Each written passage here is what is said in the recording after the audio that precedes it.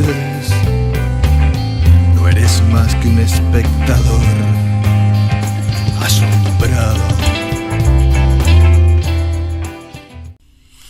Bienvenidos a Tinta de Escritores, espacio que se transmite regularmente desde la librería y centro cultural Mundos Invisibles. Mi nombre es Daniel Korsch y quien me acompaña hoy es el escritor Eduardo Scarpa. Eduardo, una alegría que estés hoy aquí conmigo. ¿Cómo estás, Daniel? Lo mismo para mí, un placer, un gusto, estamos a la orden siempre. Muchas gracias por la invitación. Eduardo Scarpa escribió un libro muy particular, La Última Valija.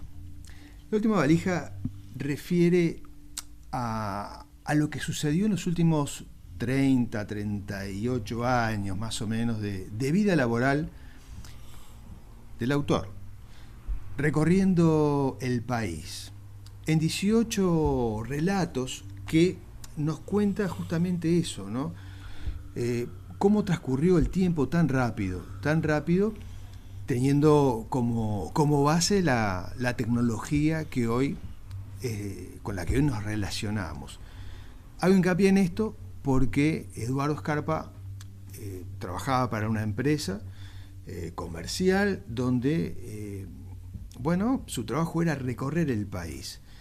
Él nos lleva a distintos rincones, las ciudades más importantes, pero también pueblos muy apartados, donde se tenía que mover sin celular, no había, se requería de un mapa.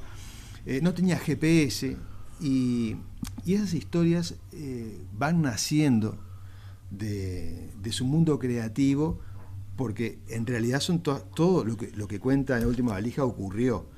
Sin embargo, él recrea muchas cosas que están más allá de lo inimaginable, ¿no? Pero ocurrieron y nosotros no lo podemos creer. ¿Cuál fue el objetivo de este libro? ¿Qué sentido o cuál es el mensaje que tiene La Última Valija? Daniel, el mensaje es, más que mensaje, esto yo te diría que es un testimonio de un oficio que hoy en día está en extinción, de un tiempo que pasó y no va a volver, y en un periodo, además de pocos años, 38 años, que fue mi tiempo activo, ¿sí? Que en el relato de estas vivencias y de estas experiencias parece que transcurrió mucho más de 38 años. Entonces me pareció que era interesante dejar testimonio de eso, de un oficio que ya no casi ha desaparecido o está en vías de desaparecer, y de un tiempo que cambió radicalmente, porque la tuya, la mía y la de muchos que nos están viendo seguramente son generaciones que son testigos de ese gran cambio que se produce a raíz de la presencia de Internet, y que yo menciono en el libro como una de las 3 grandes revoluciones de la historia del hombre en su era moderna. Claro, hay que ver que en aquel entonces, estamos hablando de los años 80, 90, donde no teníamos GPS, como dije al comienzo, pero donde también la radio que uno captaba, las emisoras que uno captaba desde la radio del vehículo, también se perdían. No te llevaban la misma radio si te gustaban determinados programas de acá a Salto. Entonces te ibas conectando donde podías a las radios locales, ¿no? Entonces eso me lleva a pensar a esta pregunta, porque en La Última Valija hay muchas experiencias, claro que todas son personales, no solamente relacionadas con el comercio en sí, sino también con el alejamiento de la familia, ¿no? Pero eso te lleva también a reflexionar mucho, esos periodos de soledad. Sí, el viajante que viaja solo tiene que acostumbrarse a la soledad. La soledad relativa, porque cuando vos vas construyendo una red de contactos, de relaciones, muchas de las cuales después con el tiempo trascienden lo comercial para transformarse en relaciones personales, tú a lo largo del día estás trabajando. Está claro que el viajante no tiene horario ni día de trabajo, a veces puede estar concretando un negocio comercial en un asado a las 10 de la noche. Ujú.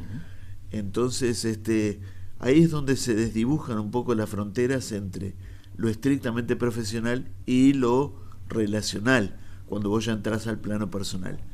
La soledad uno aprende a manejarla, a veces no es fácil, porque cuando uno se aparta de la familia y de los amigos y tiene que renunciar a una vida privada en parte para dedicarse a esta profesión, tiene que aprender a lidiar con eso, sí, con la soledad, pero se abate fácilmente. Cuando vos vas construyendo una red de relaciones reales y verdaderas, auténticas, en ese plano personal que yo te mencionaba recién, se va abatiendo bastante bien, con bastante facilidad. Y en algún momento, o sea, mientras estabas trabajando, te planteaste, bueno, algún día voy a escribir estas historias, o esta idea del libro surgió después. No, nunca, jamás, salvo en la última etapa. Este libro o esta idea del libro comenzó a surgir a partir de impulsos de amigos. ¿Qué pasó? Cuando hace 10, 15 años las redes sociales comenzaron a aparecer, a mí se me ocurrió en cierto momento comentar, estoy en tal lado, o recorriendo tal camino, o miren qué bonito este paisaje, o este hermoso atardecer. Y algunos amigos, media docena, un puñado, empezaron a decir, pero qué bien, qué lindo, qué lindo lo que publicás, yo no conozco ese lugar, nunca estuve en ese camino, no sabía ni que existe ese pueblo. Y de esas personas también empecé a recibir el impulso de escribir un libro. Claro que mientras el viajante estuvo activo, era poco menos que imposible hacerlo. Pero dije, puede ser un proyecto para la vejez, para cuando llegue el momento del retiro. Y si bien después de que me retiré, me tomé un año sabático, un día se me prendió la lamparita y dije, sí, cierto, tengo historias para contar. Y me pareció que estaba bueno contar todo tipo de historias. O sea, para empezar, sí, como base, historias reales, cosas que han sucedido, no algo que yo inventara, sino algo que yo viví, ¿verdad? Sí, en la página 23 hay una historia, la primera y cruda experiencia, que describís lo que ocurría en las colonias psiquiátricas, ¿no? Un relato aterrador, si se quiere, ¿no? Aterrador. Uno lo lee y dice, pero ¿esto realmente es así o es ficción? Las condiciones en que estaban esas personas a principios de los años 80 son inimaginables. Sí. ¿Tú sabías que ibas a vivir eso? No. Y no solo no lo sabía. En el libro yo describo la situación para que el lector pueda comprender a un joven de 22, 23 años que sale de su hogar en Punta Gorda, muy, pero muy lejos de esa realidad, y entra un día, traspone los grandes portones que todavía hoy están de las colonias psiquiátricas de aquel momento, y se encuentra en ese lugar con algo que parece de otro mundo y que más que colonias psiquiátricas en aquellos tiempos eran parecidos a campos de concentración. Muy duro. Por lo que uno lee en esa historia, es como que te ha impactado al día de hoy, a pesar del tiempo, ¿no? Sí, totalmente, totalmente. Fíjate que fue mi primera experiencia, han pasado 40 años y eso está muy, muy fresco en mi memoria porque fue muy, pero muy grande el impacto también. Lo que tiene La Última Valija es justamente lo que indicaba hace un momento Scarpa. Es un oficio el del viajante que está desapareciendo. Hoy, a través de videollamadas o de reuniones por Zoom, se resuelven muchas cosas comerciales. Pero él estuvo durante todo ese periodo en contacto directo con la realidad comercial y con la realidad social en todas sus manifestaciones, ¿no? Porque además el libro nos cuenta sobre cómo él se relacionaba en los hoteles, en los lugares donde iba a comer. No es una guía ni gastronómica ni turística, simplemente él cuenta cómo era vivir en soledad. Y yo creo que aquellas personas que hoy dentro del comercio ya no vivan la experiencia de viajar, pueden recrear muy fácilmente lo que se hizo hasta hace muy poco tiempo. Creo que esto comenzó a pasar después de la pandemia, ¿no? Sí, la pandemia en este oficio, como muchos, adelantó, digamos, la realidad de los tiempos, ¿verdad? El oficio de viajante, sin embargo, Daniel, yo creo que también depende del sector de actividad del que estemos hablando, en cuanto a la facilidad que, por ejemplo, hacerlo a través de Zoom, ¿sí?, la relación comercial se sostenga. Porque no en todos los sectores es igual, ¿verdad? Por ejemplo, voy a poner casos cercanos que conozco. Para las casas de repuestos, Zoom, WhatsApp, fueron grandes soluciones, enormes soluciones. ¿Por qué? Porque antes el viajante llegaba al comercio, estamos hablando de tiempos A, ¿sí?, le preguntaba al comerciante qué repuestos necesitas, X, tal cual, bien, llamaba por teléfono, capaz que ni siquiera había celular, tenía que ir a buscar de dónde hacerlo, hacer el pedido, demoraba 24 o 48 horas en embarcarse desde Montevideo, claro, ¿verdad? Hoy es mucho más sencillo, porque claro, con estas herramientas, el que necesita el repuesto lo muestra y dice, mira, esto es lo que necesito, pásame el número de pieza, le dicen del otro lado, y está resuelto. Está resuelto. ¿Verdad?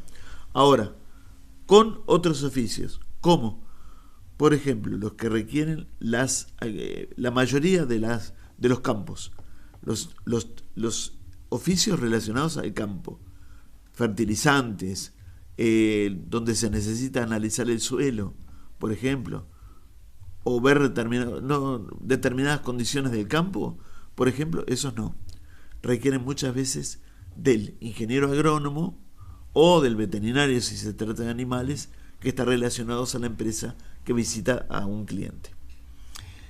Otras historias como dos toros, el accidente y yo. Menciono esto porque fuera de cámaras me decías, Eduardo, que vos no sos una persona de gran memoria.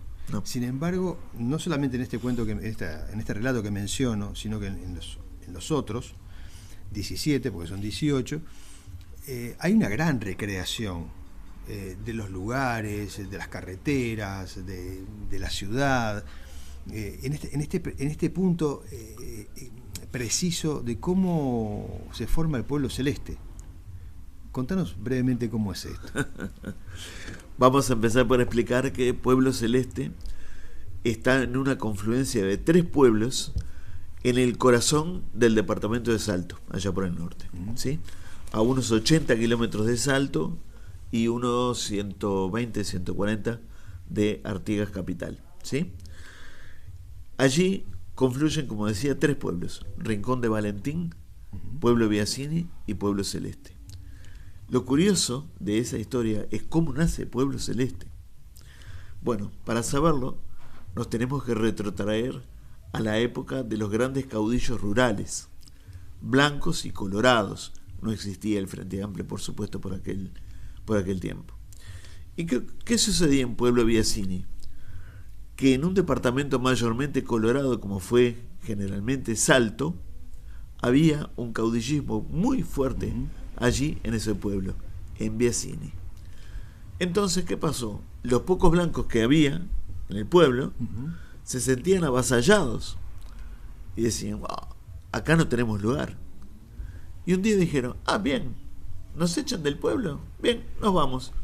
Y se fueron a 4 kilómetros del lugar y montaron Pueblo Celeste, que en realidad hoy es un pequeño, muy, muy pequeño pueblito, con su escuela rural y su policlínica, a 2 kilómetros incluso de la ruta 31, pero que en aquel tiempo nació como un campamento.